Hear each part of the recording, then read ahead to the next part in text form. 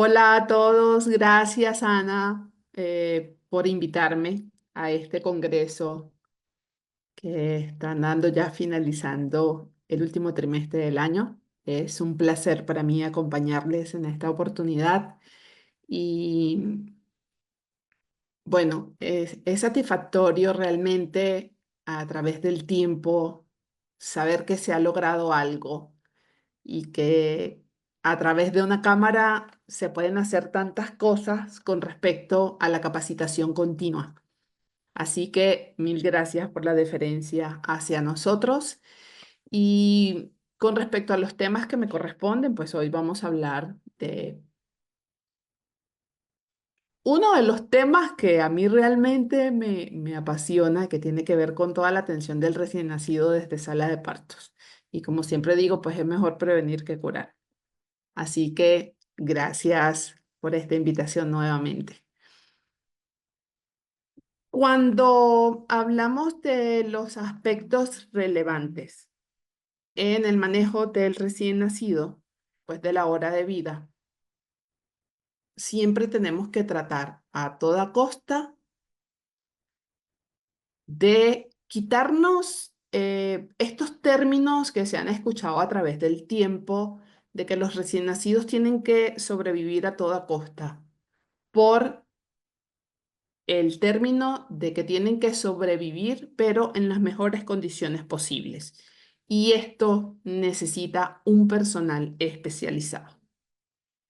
Hoy les acompaño en los temas relevantes que se pueden presentar. Vamos a hablar de otras cosas también en el recién nacido desde sala de partos. Enfermedades respiratorias, la prematuridad, que en este caso sería el SDR, el SALAM, la neumonía, la asfixia perinatal. Así que bienvenidos a mi conferencia. La literatura que tenemos que leer para este tema, pues desde fisiología, como por ejemplo el libro de Goldsmith, pues fue uno de los libros que nosotros más utilizamos para aprender del tema de la fisiología respiratoria, el Claude Fanaroff. Un libro de un autor venezolano, que es Jaime Fursán, también nos sirvió muchísimo para comprender todos estos temas que en la actualidad están actualizados, sobre todo la asfixia perinatal. Y algunos artículos relacionados con el tema. La cita del día, la sabiduría comienza en la capacidad de maravillarse. Así que déjense maravillar en esta oportunidad por mí, porque sé que tienen unos conferencistas espectaculares en este congreso. Sigamos. Los objetivos de la conferencia: describir los cambios que ocurren durante la primera respiración, describir las causas de patologías restrictivas, de patologías obstructivas, clasificar las enfermedades respiratorias neonatales, explicar cómo evaluar clínicamente al recién nacido según la puntuación de Silberman, describir la fisiopatología del SDR del pretérmino, la fisiopatología de la neumonía, la fisiopatología del SALAM y las generalidades de la asfixia perinatal. Con respecto a las generalidades, pues podemos decir que el SDR es el primer motivo de admisión en la UCI. Una de las primeras causas de mortalidad neonatal es una consecuencia de la complejidad de los cambios hemodinámicos y pulmonares del recién nacido prematuro. Este neonato tiene varias limitaciones anatomofisiológicas en su sistema respiratorio, pero también en otros órganos. Las restricciones deben siempre motivar al personal a capacitarse continuamente, a estar anticipado, que es la importancia de todos estos temas que vamos a ver ahora, pero también el control de la gestación. Añadido a lo anterior, el neonato prematuro y algunas otras malformaciones congénitas, pues va a ser uno de los pacientes más críticos que vamos a tener por su misma prematuridad, y cuando estos eventos no son tratados a tiempo, el evento puede tener un mayor incremento de morbimortalidad. En la presentación van a ver varios códigos QR.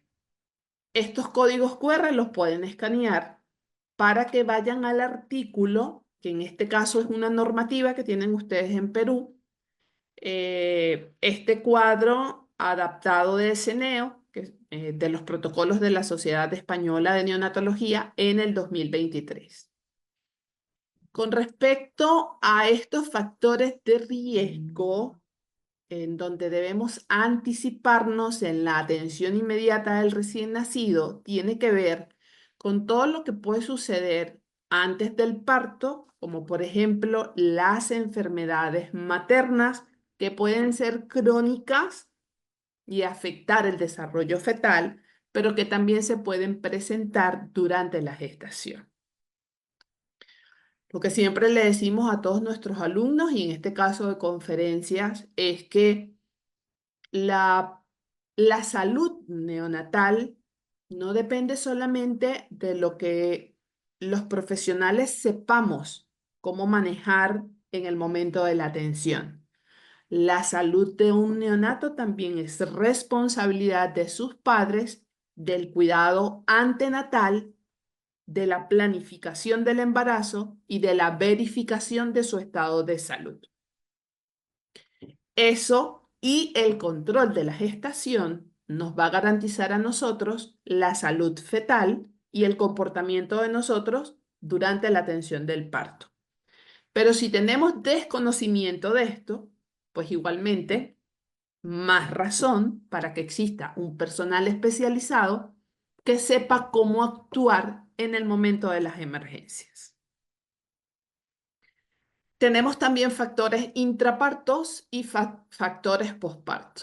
Bueno, estos temas es imposible hablarlos en toda la conferencia, por eso les dejo el código QR para que ustedes puedan chequear la normativa que tienen en su país.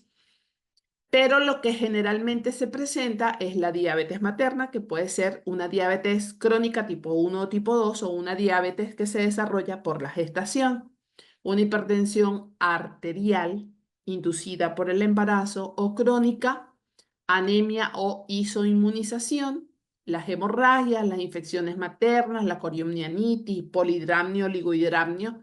Yo cuando leo estos términos me recuerdo mucho de nuestro jefe de posgrado que nos decía: cuando ustedes tengan un diagnóstico de polidramnio u oligohidramnio, prepárense porque no saben lo que va a recibir, pero nada bueno viene. Y bueno, todo lo que tienen allí en pantalla, no las voy a leer todo por el factor tiempo. Con respecto a los factores intraparto, ¿qué es importante que nosotros tengamos para manejarnos en un periodo de emergencia? Una anestesia general, porque la madre, pues, tiene un factor de riesgo de salud, o aquellas gestantes que tienen un grado de obesidad mórbido, en donde muchas veces se les imposibilita a los anestesiólogos llegar con el tamaño de las agujas y pues se hace una emergencia y hay que hacer la cesárea, el desprendimiento prematuro de la placenta, el prolapso de cordón, una ruptura uterina, sobre todo en estas madres multíparas, es más condicionante de que pueda ocurrir. Una cesárea urgente por una bradicardia fetal y entre los factores posparto, la hipotermia, que de eso les van a hablar muchísimo en el Congreso, cómo vamos a proteger al recién nacido prematuro, cómo vamos a proteger al recién nacido a término, las apneas en los recién nacidos prematuros, bradicardia, la dificultad respiratoria, pues ya todo esto lo vamos a ir viendo en la medida que vaya avanzando la presentación. Importante. El principio de anticipación consiste en la preparación y valoración perinatal, previamente antes de suscitarse el parto por parte del equipo de atención de salud neonatal. Cuando hablamos de la primera respiración, hablamos de un hecho asociado que tiene que ser una respiración exitosa. Y esto es un aspecto relevante que nos va a hacer diferenciar lo que es un recién nacido sano de un recién nacido que viene con un problema de salud o que pudo haber desarrollado una asfixia perinatal en un trabajo de parto que no se monitorizó. El feto vive en un ambiente acuático, respirando a través de la placenta, tiene un líquido pulmonar que va a ser removido antes del parto por un complejo mecanismo. Y con respecto a esto, este tema está tan actualizado que ya las madres que son cesáreas selectivas por cualquier enfermedad materna, por cualquier complicación que se haya presentado durante la gestación y no pueda tener a su hijo por vía vaginal, es puesta en trabajo de parto para que esa contracción uterina ayude a que el pulmón vaya desembarazándose de todo ese líquido pulmonar a través de la boca y la nariz del feto. Esto va a hacer que haya menos índices de taquipneas transitorias del recién nacido de aquellos hijos eh, obtenidos por cesárea. Cuando hablamos de todos estos aspectos de la respiración, hay un protagonista que se llama surfactante que debe estar presente, pero para eso la gestación tiene que estar a término, después de las 38 semanas de edad gestacional, aunque en la actualidad ACOT al recién nacido de 38 semanas lo clasifica como un a término temprano. O sea, que puede presentar características clínicas de un SDR. Fisiológicamente, la primera presión de insuflación debe expandir el pulmón y lo vamos a poder observar todos aquellos profesionales que atendemos al recién nacido desde su nacimiento.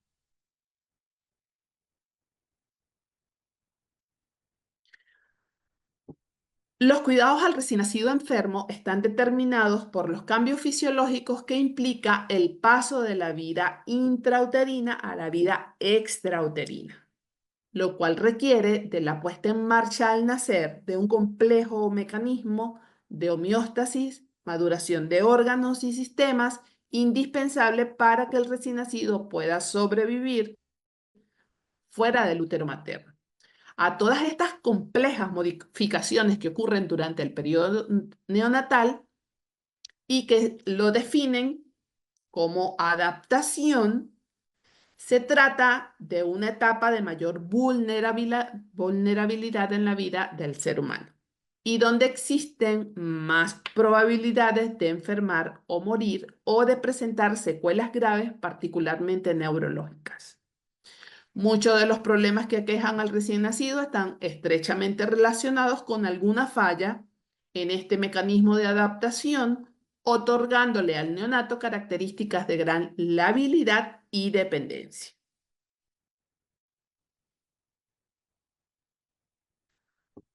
Iniciando por lo que estadísticamente se presenta más como ingreso en nuestras unidades de atención, el SDR del pretérmino, pues evidentemente debe existir una revisión cuidadosa de la historia médica y del contacto entre el equipo de obstetricia y el equipo de neonatología para que podamos tener una anticipación, cambiar la temperatura de sala de parto para recibir al prematuro y organizar todo para protegerlo, tanto de la termorregulación como del proceso de oxigenación y administración de surfactante, según la edad gestacional.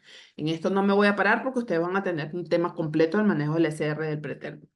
La estimación segura de la edad gestacional, pero para esto tiene que ser un embarazo controlado, el examen físico exhaustivo por sistemas, el momento del inicio de los síntomas y muchas bibliografías todavía nombran el rayos X tóraco-abdominal, pero en las nuevas actualizaciones se habla de ecografía, tratando de evitar lo que significa el rayo constante diario de un recién nacido que está multi-invadido y aparte de eso, estos exámenes que también pueden tener repercusión en su salud a largo plazo. Estos fundamentos iniciales nos van a hacer llegar a un diagnóstico. Para que nosotros tengamos un diagnóstico de SDR, tenemos características clínicas que fueron desarrolladas y categorizadas tanto cualitativa como cuantitativamente. Y esto nos va a otorgar una puntuación para nosotros saber si esa dificultad respiratoria es una dificultad respiratoria leve o es una dificultad respiratoria que el recién nacido nos está diciendo, ya estoy en insuficiencia respiratoria. Esta escala de William Silverman y Dorothy Anderson se realizó en 1956 y sigue vigente y constituye una forma fácil, rápida y sencilla de aprender a evaluar los problemas respiratorios de los neonatos en una escala del 0 al 10, donde a medida que la puntuación aumenta es un indicativo de mayor dificultad respiratoria. Vamos a ver una serie de videos en donde están todas las características clínicas que son evaluadas por Silverman. La escala en evaluación tiene, también vamos a ver el cuadro, eh, tiraje intercostal, retracción tóraco-abdominal, aleteo nasal, eh, tiraje intercostal, pero a mí siempre me gusta empezar por el principio, por donde nosotros empezamos a ver que inicia una dificultad respiratoria en un recién nacido con cualquier característica clínica que mencionamos anteriormente, enfermedades que ocurrieron antes, durante o después del parto, vamos a hacer la escala de evaluación para saber si estamos en presencia de dificultad respiratoria. Y para eso utilizamos a Silverman. Entonces, yo lo que siempre les recomiendo es empecemos a observar la fosa nasal, porque ingresa el aire por allí y el primer signo clínico que nosotros vamos a ver de inicio a fin, porque podemos recibir a recién nacidos que ya están en una insuficiencia respiratoria eh, importante y ya los signos clínicos son más complejos, pero se supone que estamos observando a un recién nacido que inicia los signos clínicos de dificultad respiratoria. Y lo primero que vamos a ver es el aleteo nasal. Entonces vamos a ir observando los videos para que vean lo que va a ocurrir. He did really well at first. I gave him a 9 and a 9.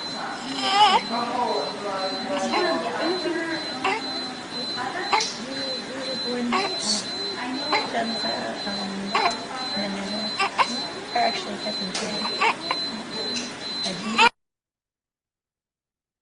El segundo signo clínico es el quejido expiratorio. ¿Cuándo sucede este quejido? Vamos en aumento del trabajo respiratorio.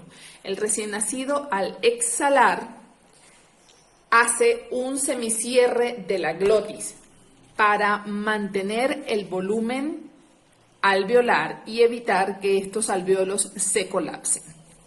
Vamos al video. Evidentemente, cuando manejamos el cuadro propuesto por estos autores, pues vamos clasificando el grado de dificultad respiratoria en cada signo clínico, desde leve, moderado y grave según la puntuación. El tercer signo clínico es el tiraje intercostal.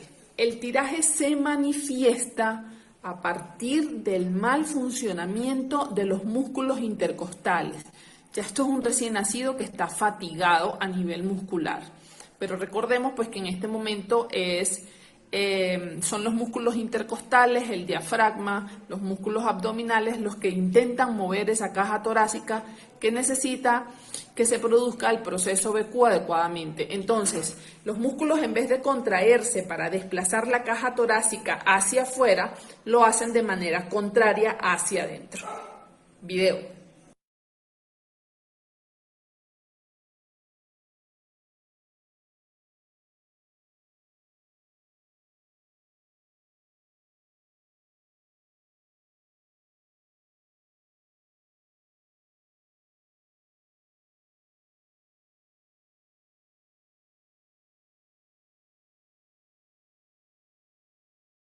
El cuarto signo clínico es la retracción sifoidea y esto ocurre cuando hay ya un excesivo trabajo de los músculos respiratorios. Entonces vamos a observar cómo la punta del esternón se hunde hacia la parte posterior de la caja torácica. Vamos al video.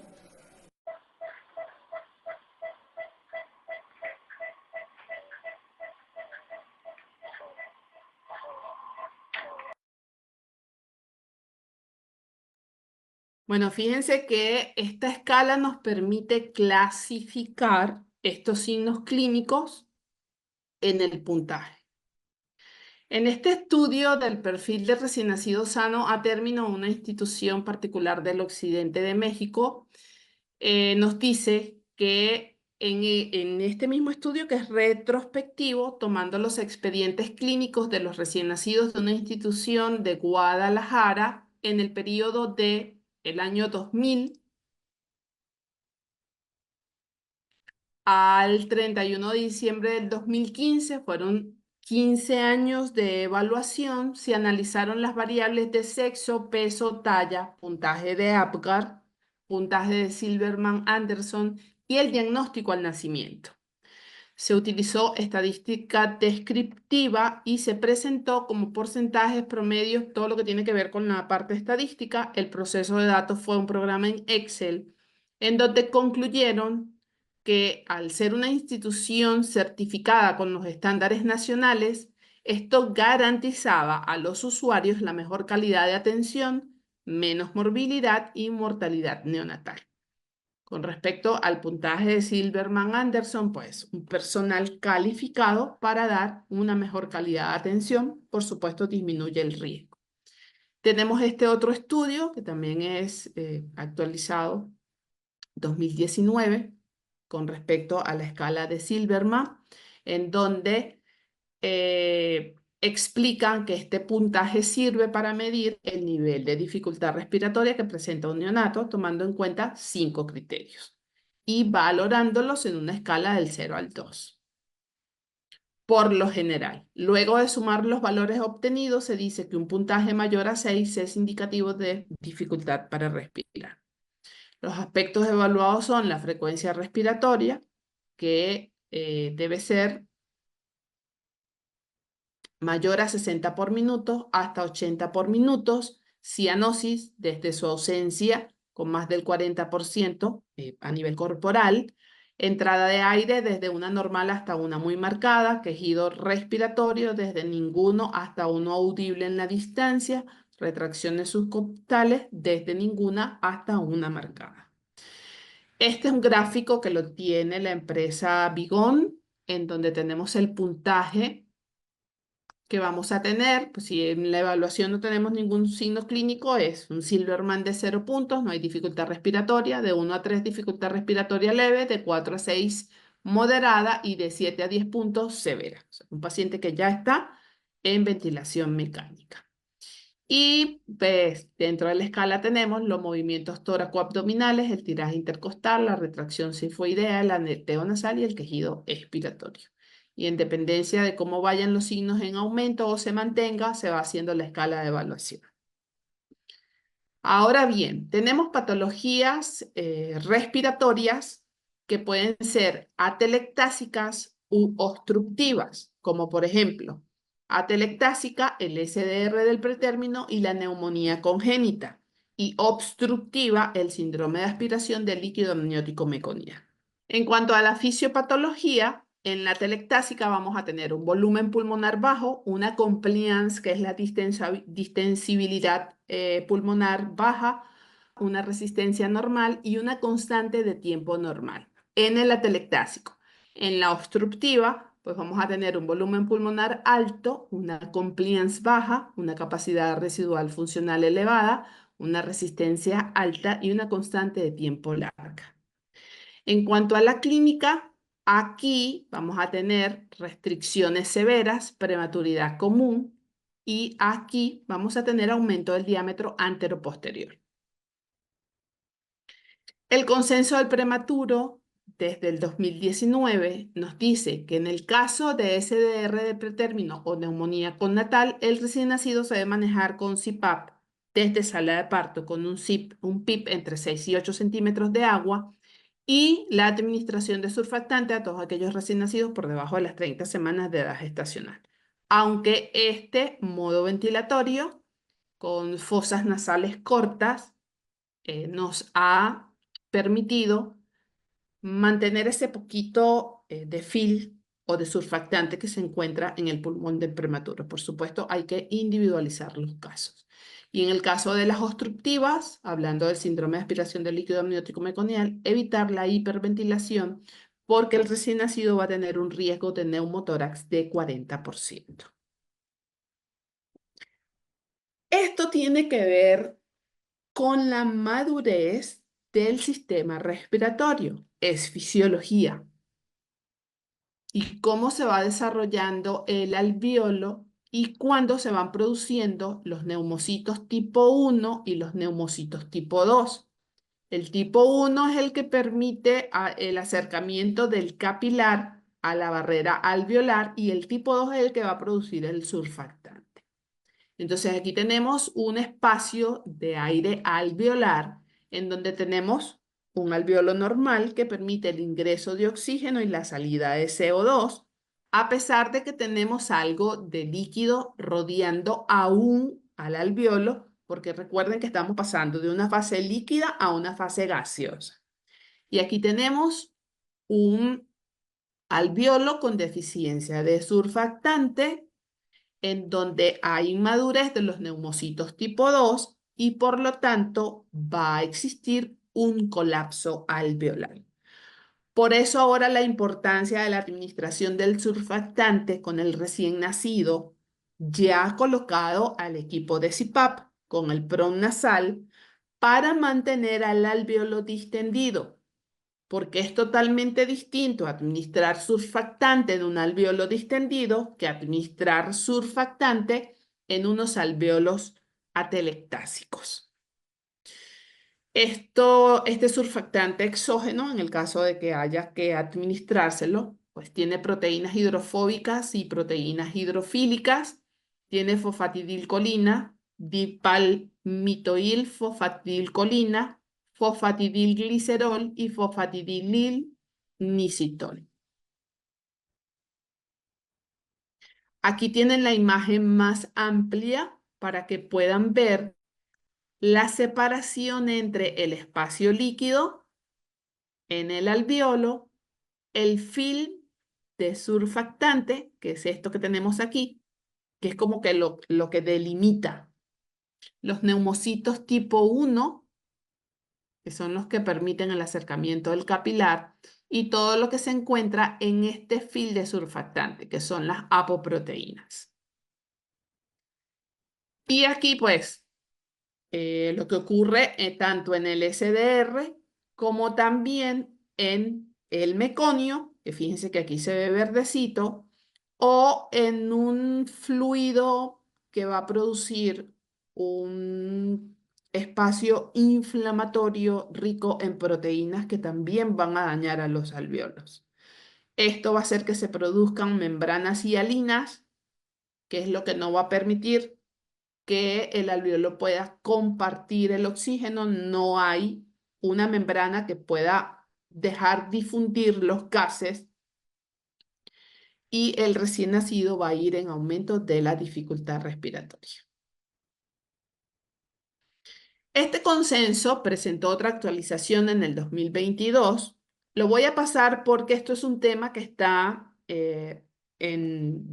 por parte de otro conferencista, pero sí es importante mencionar, hablando de aspectos relevantes, que la atención prenatal va a hacer que se disminuya este alto riesgo de parto prematuro, en donde vamos a tener embarazos entre menores de 28 semanas y 30 semanas de edad gestacional y que estas pacientes tienen definitivamente que ser trasladadas a un nivel 3, en donde haya UCI neonatal y UCI materna.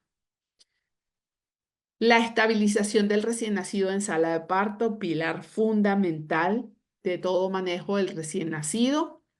Si es un recién nacido prematuro, la protección de la termorregulación, la conexión al modo CPAP, Si necesita reanimación cardiopulmonar, por supuesto, el equipo especializado, la administración de surfactante y ya con las nuevas plataformas para atención al recién nacido, en ellos también podemos hacer retardo eh, del clampeamiento del cordón umbilical. La terapia con surfactante en los recién nacidos menores a 30 semanas pues ahora hay muchos métodos para la administración de surfactante. Desde el 2022, uno de los más recomendados es el LISA, el mínimamente invasivo, aunque el último nombrado en las bibliografías es el SALSA, que es la administración de surfactante a través de una máscara laríngea.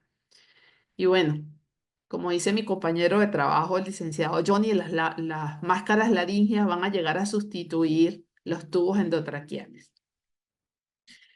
Con respecto al diagnóstico radiológico, es importante mencionarlo porque la actualidad tecnológica aún no nos ha llegado a todas las instituciones de manejo al recién nacido a nivel mundial. Entonces, donde no tenemos ecografía, pues tenemos que verificar muchos signos clínicos, catéteres, sondas, a través de la radiografía de tórax. En este caso de un paciente con dificultad respiratoria, va a manifestar una disminución de la expansión pulmonar, el borramiento de los vasos pulmonares normales y broncogramas aéreos. Consolidación simétrica generalizada, borramiento de los vasos del pulmón, broncogramas aéreos en casos de SDR grave y de los contornos cardiomediastínicos y diafragmáticos.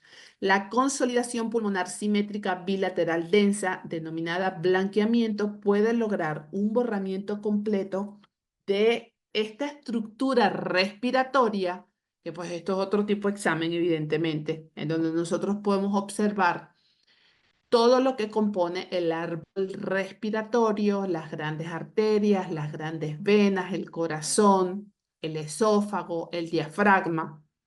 Y esto es un examen de vascularización pulmonar normal. Aquí hicieron una proyección de máxima intensidad con una tomografía de tórax con contraste endovenoso y podemos observar la distribución arboriforme de la vasculatura pulmonar desde los ilios, el ilio derecho, el ilio izquierdo. Habitualmente las venas se sitúan lateralmente a las arterias. Aquí tenemos la arteria derecha, aquí tenemos la vena derecha. Y los lóbulos superiores y mediales de las bases del pulmón. Como la tomografía se realiza en decúbito supino, hay un gradiente apicobasal de flujo pulmonar por la gravedad que no se puede apreciar. Pero esto es para tener un ejemplo, porque muchas veces nosotros estamos con el rayos X en la mano y decimos, ay, ¿aquí qué hay? Sobre todo cuando estamos empezando. Y a quien le gusta el tema de la radiología, pues entonces empieza a clasificar todo lo que es un rayos X de un recién nacido con SDR, con neumonía, con hipertensión pulmonar, que ya es por ecografía, pero hay signos característicos también que se pueden observar allí. Una aspiración de meconio, entonces hay que conocer del tema. Aquí vamos a ver el avance del SDR observándolo desde la radiología. El grado 1 es un grado leve reticular en donde hay una disminución de la transparencia de ambos pulmones y se puede apreciar un leve broncograma, que bueno, espero que logren verlo aquí en donde estoy pasando el señalador. En este caso se ve más el izquierdo que el derecho. En el grado 2 hay un descenso suave en la transparencia con un broncograma que se superpone al corazón, como que si pusiéramos una lámina blanca frente al corazón y tenemos broncograma desde la tráquea hacia el bronquio principal derecho y los bronquiolos secundarios. Se ve como la ramita y en el izquierdo también. En el tercero está más fuerte la transparencia, así como un diafragma borroso y el corazón también. Y fíjense que el broncograma aéreo se hace más grande y evidentemente ya esto es un recién nacido que está intubado. Y en el grado 4, que es el más grave, pues hay una opacidad completa. Casi que no logramos ver dónde está el corazón, dónde están los ilios. Lo que se puede medio observar es el broncograma aéreo. Entonces, esto habla de una mayor complejidad de la insuficiencia respiratoria. En cuanto a las fases de producción o inactivación del surfactante, tenemos la exudativa, la proliferativa, la fibrótica y la de remodelación. En este lado izquierdo tenemos un espacio alveolar intacto con un surfactante en una cantidad que va a permitir el intercambio gaseoso, los neumocitos tipo 1 y el neumocito tipo 2, que es el que va a estar produciendo constantemente el surfactante. Y en estos capilares que están abrazando al alveolo para que pueda ocurrir el intercambio gaseoso. Pero cuando no tenemos esa cantidad suficiente de surfactante, van a aparecer otros factores que van a producir áreas apoptósicas dentro del alveolo. Áreas inflamatorias, interleuquinas, células detritus, células killer, macrófagos, una inactivación del sistema de protección que va a producir la inactivación del surfactante. Se sigue creando el proceso inflamatorio, empieza la agregación plaquetaria y es todo un desorden pulmonar que nos va a llevar a la insuficiencia respiratoria. Allí tienen el código QR para que puedan observar el artículo completo y es hermoso para estudiar surfactante. En cuanto a las fases del síndrome de respiratorio agudo, porque también podemos tener no solamente un SDR del pretérmino, sino un SDRA, tenemos estas fases exudativas que pueden ocurrir entre el primero y el séptimo día, una proliferativa del séptimo al 21 y una fibrótica mayor a 21 días. Entonces aquí tenemos edema intersticial y alveolar, hemorragia, leucoaglutinación, necrosis, disminución de los neumocitos tipo 1, células endoteliales, membranas hialinas y trombos de plaquetas y fibrinas. Y pues aquí ya va aumentando la característica clínica para insuficiencia respiratoria. Reacción intersticial de los miofibroblastos, inflamación crónica, necrosis parenquimatosa, hiperplasia de los neumocitos tipo 2, darteritis obliterante y macrotrombos. Y en la fibrótica, fibras de colágeno, tracción de bronquiectasia, tortuosidades arteriales, fibrosis mural e hipertrofia medial. Pasamos a la siguiente enfermedad que también se puede presentar, que es el síndrome de aspiración de líquido amniótico meconial. Este síndrome nos va a producir, pues, evidentemente, una dificultad respiratoria importante.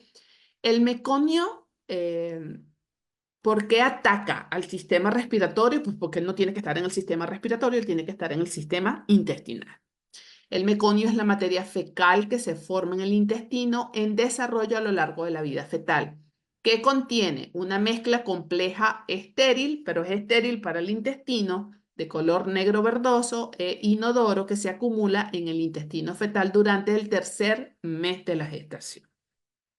Y va aumentando su cantidad en la medida que va avanzando la edad gestacional. Se compone de numerosas sustancias de origen huésped que se derivan principalmente del tracto digestivo.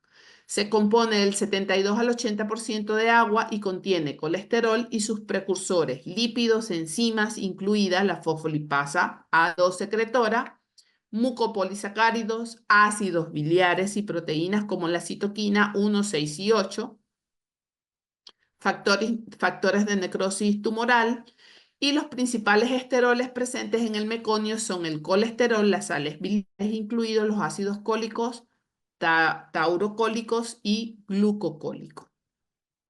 Entonces, pues, no puede estar en el pulmón.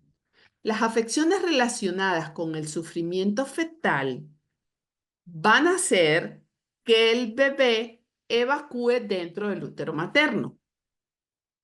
El MAS se define por la presencia de 4 criterios clínicos en el marco de la aspiración del líquido amniótico meconiano. Dificultad respiratoria con taquipnea, quejido y o retracciones. Por supuesto que también la visualización, la observación de la salida de meconio a través del canal vaginal. Requerimiento de oxígeno suplementario para mantener una saturación de la hemoglobina por encima del 92%. Requerimiento de oxígeno complementario que comienza antes de las 2 horas de vida o dura al menos 12 horas. Ausencia de anomalías congénitas de las vías respiratorias o del corazón.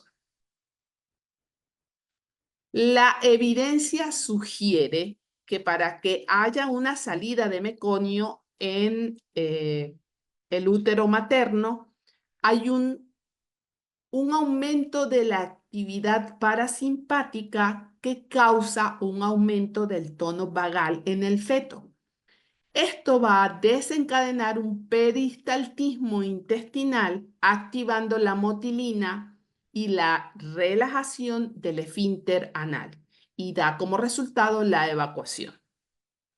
Entonces, si nosotros tenemos un recién nacido que está asfixiado, que tiene una doble o una triple circular de cordón, un nudo real de cordón, una hipotensión materna, una hipertensión, una preeclampsia severa, una paciente que ya está en un síndrome de Hell, por supuesto que el recién nacido va a sufrir toda esta característica fisiológica y se va a evacuar. Y como no tiene ingreso de oxígeno a través de la placenta y el cordón umbilical, él va a intentar hacer sus primeras respiraciones dentro del útero. Y al hacer la inspiración, lo que va a tragarse es ese líquido amniótico teñido de meconio. En cuanto a la fisiopatología, cuando se aspira meconio, tiene el potencial de afectar los pulmones a través de 3 mecanismos: obstrucción de las vías respiratorias, inflamación y difusión del surfactante. Durante los primeros 15 minutos después del parto, el meconio obstruye principalmente las vías respiratorias grandes. Bronquiolos principales, bronquiolos secundarios. Esto conduce a un aumento de la resistencia de la vía respiratoria, disminución de la distensibilidad pulmonar, hipoxemia aguda, hipercapnia, acidosis respiratoria y después aproximadamente de los 60 minutos, el meconio migra distalmente a los bronquiolos terminales y hacia los alvéolos. Y aquí ya crea esa reacción inflamatoria causando atelectasia, inflamación, activación de la cascada del complemento, producción de citoquinas e inactivación del surfactante. Esto es una imagen en donde van a poder observar cómo se inactiva el surfactante y ocurre la disfunción de la membrana alveolar. Aquí tienen el código QR para que puedan leer el artículo completo, es del 2017. Esto es básicamente la explicación de la obstrucción aguda de las vías respiratorias, la disfunción o inactivación del surfactante. Si se complica más el caso, vamos a una hipertensión pulmonar persistente y ocurre por la presencia en grandes cantidades de meconio, una neumonitis química con liberación de mediadores inflamatorios. La gravedad del MAS se clasifica de leve, moderada o grave. Hay puntos principales que son: en la leve, el requerimiento menor al 40% de oxígeno en menos de 48 horas.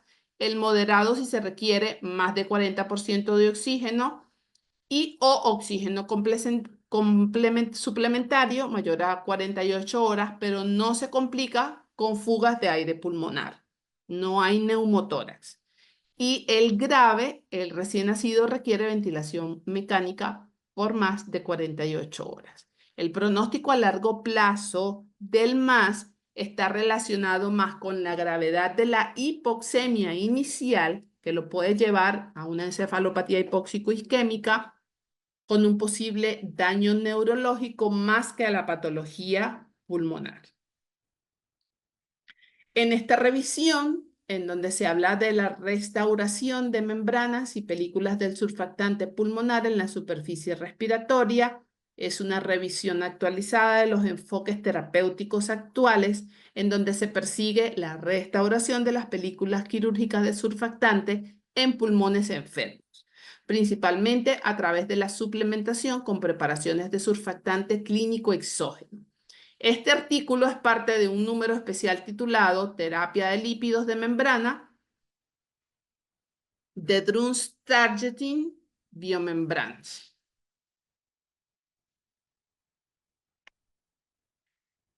¿Cuál es el problema del surfactante?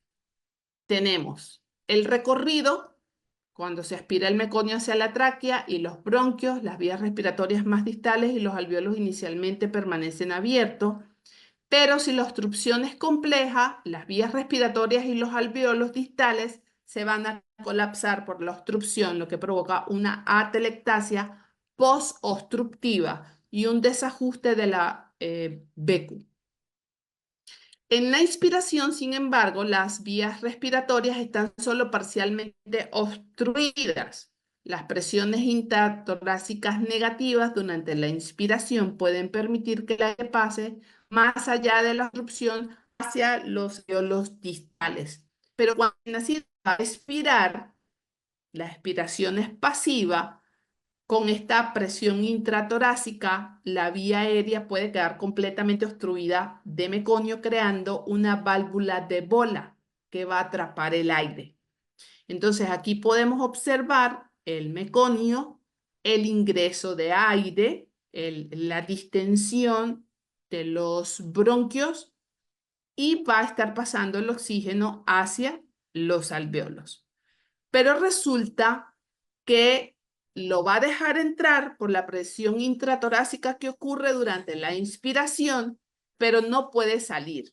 Entonces ingresa, ingresa, ingresa y ahí es donde ocurre el neumotórax.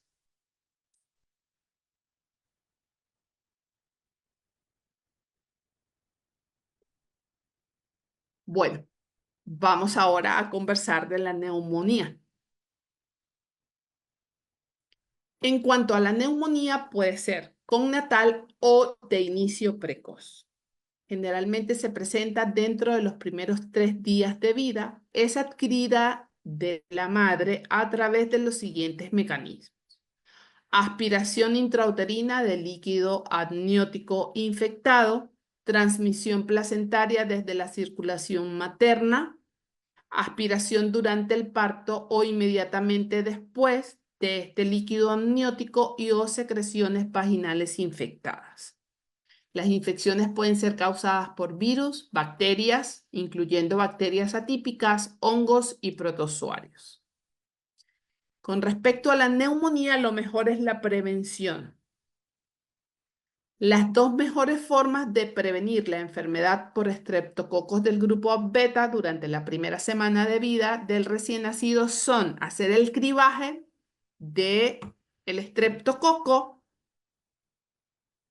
que se va a hacer, algunas bibliografías dicen entre las 35 y las 37 semanas. Esta, que es del Colegio Estadounidense de Obstetras y Ginecólogos, habla del cribaje entre las 36 y 37 semanas de embarazo y si aparece positivo, hay que administrar antibióticos durante cuando tengamos el resultado. Pero también en el trabajo de parto de una mujer con mayor riesgo a quien no se le pudo hacer el cribaje para prevenir el proceso infeccioso. La neumonía de inicio tardío, mayor a 3 días, puede ocurrir durante la hospitalización o luego de la hospitalaria. Generalmente es originada por microorganismos presentes en el ambiente hospitalario y transmitidos por recién nacidos infectados, personal infectado o equipos contaminados. Los microorganismos pueden ingresar a través de soluciones de continuidad en la mucosa traqueal o bronquial o a través del torrente sanguíneo. Y por favor recuerda siempre lavarte las manos. Con respecto a la neumonía neonatal, tenemos, pues esto ya se los nombré, la neumonía congénita adquirida por vía transplacentaria, la neumonía intrauterina, la adquirida durante el nacimiento, la adquirida después del nacimiento y la neumonía asociada a la ventilación mecánica. La contaminación del líquido amniótico puede ser por pequeños defectos en las membranas amnióticas o bien por una ruptura prematura de membrana, que nos dicen las bibliografías que es una ruptura de más de 24 horas durante el trabajo de parto y el nacimiento. El recién nacido está expuesto a patógenos del canal del parto y del canal del recto de la madre y de esta manera se puede adquirir una infección perinatal.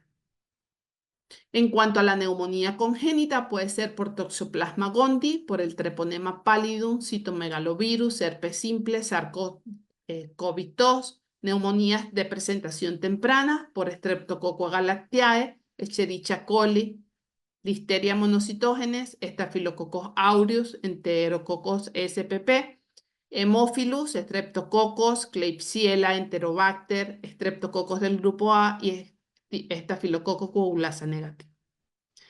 ¿Qué piensas de las siguientes preguntas sobre la neumonía neonatal? A. El 40% de los recién nacidos que fallecen por bacteremia tiene evidencia de neumonía en la autopsia. Muchos de los recién nacidos con neumonía no tienen hemocultivos positivos. El cultivo rutinario de las secreciones del tubo endotraqueal es muy útil para el diagnóstico de neumonía.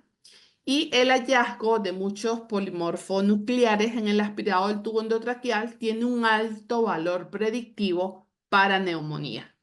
Espero sus respuestas.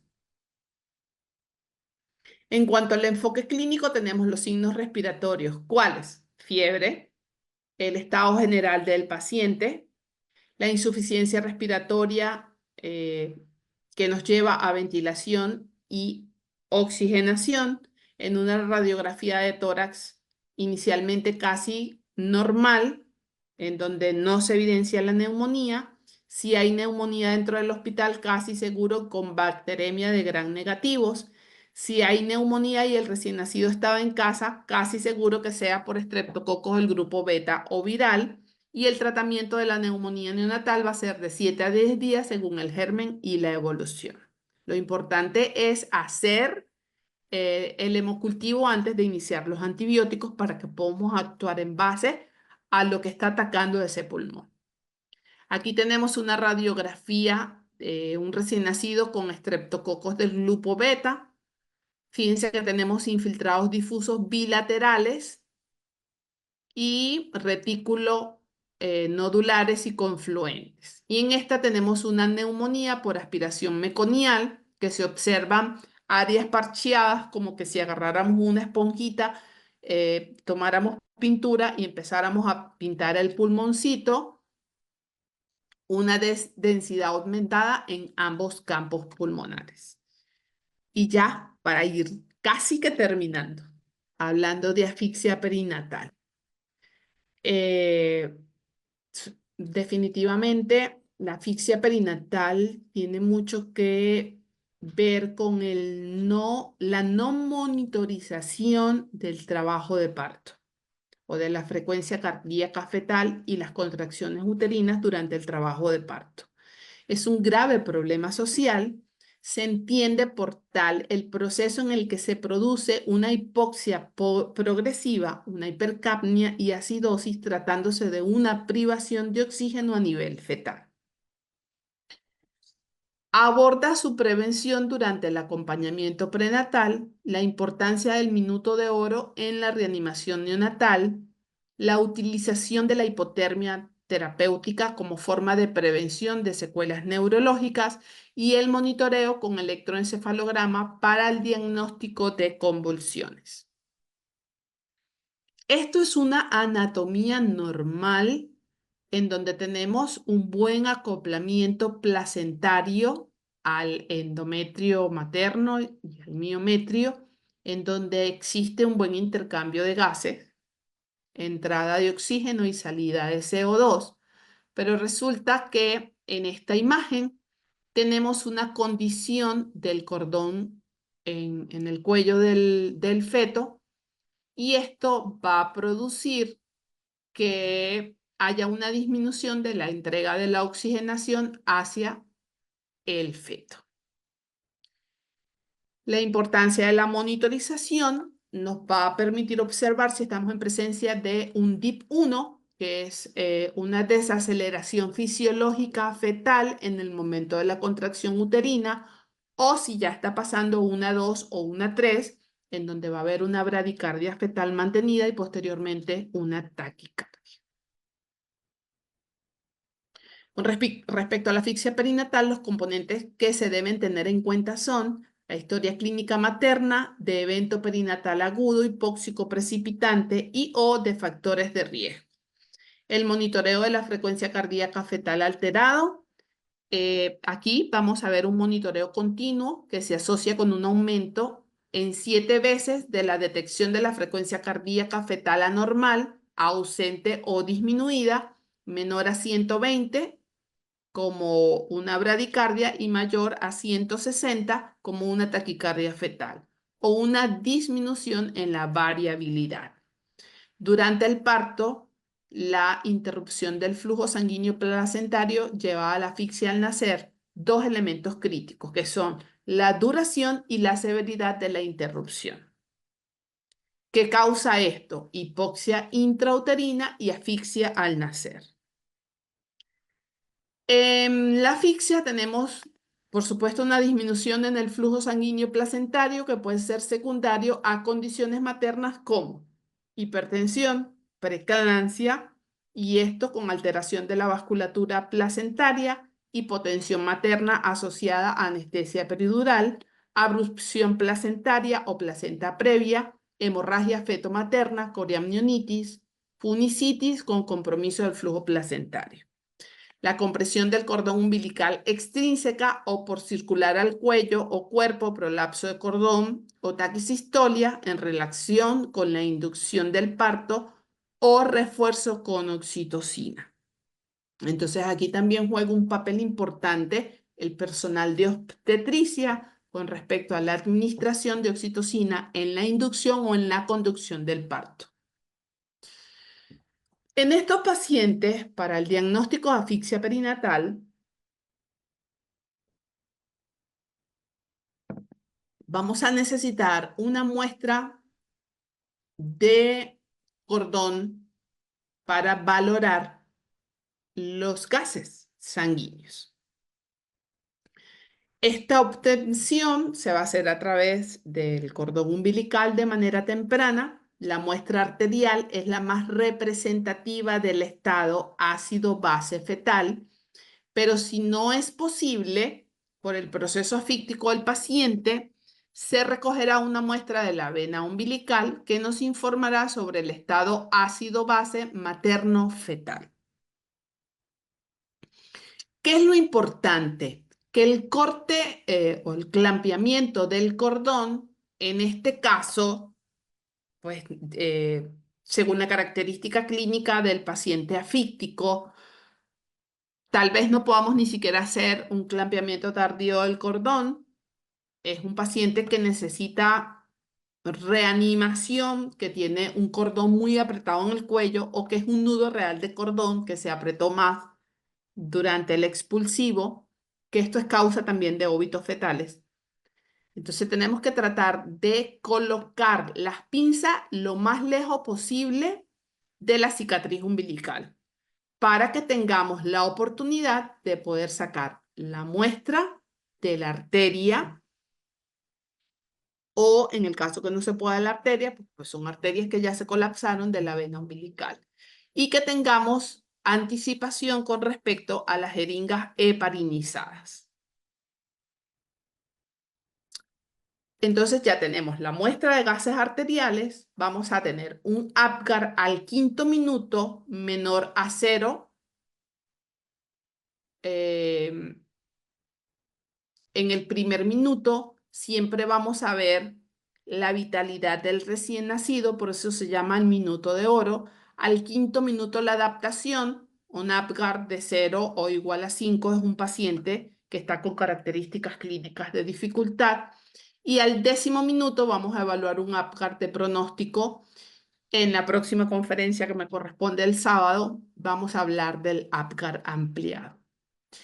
El APGAR, pues, a manera de introducción del próximo tema, lo redactó la doctora Virginia Apgar, anestesiólogo, en donde hablaba de nobody but nobody is going to stop breathing on me. Nadie, absolutamente nadie, va a dejar de respirar en mi presencia, y para eso hizo una clasificación de signos clínicos que nos iban a ayudar a hacer el proceso de la reanimación. Este Apgar bajo generalmente se asocia a requerimiento de reanimación avanzada y o ventilación mecánica. Algunas referencias incluyen el Apgar a los 10 minutos, menor a 0 o igual a 5, lo cual no consideramos apropiado. Algunas bibliografías lo mencionan. El Apgar a los 5 minutos es el de mayor utilidad en términos de predicción, pronóstico y exactitud diagnóstica. Si tenemos recién nacido asfíctico, los más graves pues van hacia encefalopatía hipóxico-isquémica de cualquier severidad según la escala de Sarnat y Cernat. Un neonato asfixiado con encefalopatía hipóxico-isquémica leve y o transitoria no cumple con el criterio para hipotermia. Únicamente los pacientes con compromiso cerebral de moderado a severo calificarían para el enfriamiento según los criterios de inclusión. El compromiso de algún otro órgano blanco, falla un órgano, ya es otro signo característico de asfixia perinatal, como por ejemplo un SDRA asociado al consumo secundario de surfactante, isquemia miocárdica, enterocolitis necrotizante, falla renal aguda, coagulopatía por CID o trombocitopenia severa, hepatitis aguda isquémica con elevación de transaminasas y alteraciones en el hemograma con anemia y o leucopenia o leucocitosis. Aquí tenemos otros parámetros para la clasificación de la asfixia perinatal más recientes. Deben estar presentes al menos 3 criterios de los siguientes: un Apgar al 5º minuto menor a 0 o igual a 5, un pH menor a 7 en la primera hora de vida en muestra del cordón arterial o venosa o capilar. Déficit de base exceso menor a 0 o igual a menos 16 miliosmoles por litro en la primera hora de vida, encefalopatía moderada a severa, es decir, un Sarnat estadio de 2 a 3 y un lactato mayor a 0 o igual a 12 miliosmoles por litro durante la primera hora de vida. La moderada deben estar al menos 2 signos clínicos: el Apgar, el pH menor a 7.15 en la primera hora de vida con una muestra de cordón arterial venosa o capilar, encefalopatía de leve a moderada, es decir, un Sarnat de estadio 1 a 2, y asfixia perinatal leve sin acidosis metabólica sin alteración clínica o neurológica y asfixia perinatal descartada. Entonces, en la actualidad hay mucha más evaluación clínica para poder hacer un diagnóstico real de asfixia perinatal. Esto es lo que dan las últimas evidencias científicas.